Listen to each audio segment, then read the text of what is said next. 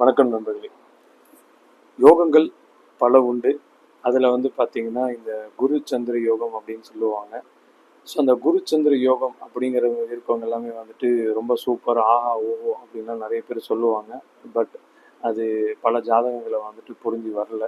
அதாவது எப்படின்னா, எல்லா நேரமும் ஒரு எதிரிகளோட மல்லு கட்டிகிட்டே இருக்கிற மாதிரி ஒரு மனநிலைமை வரும்.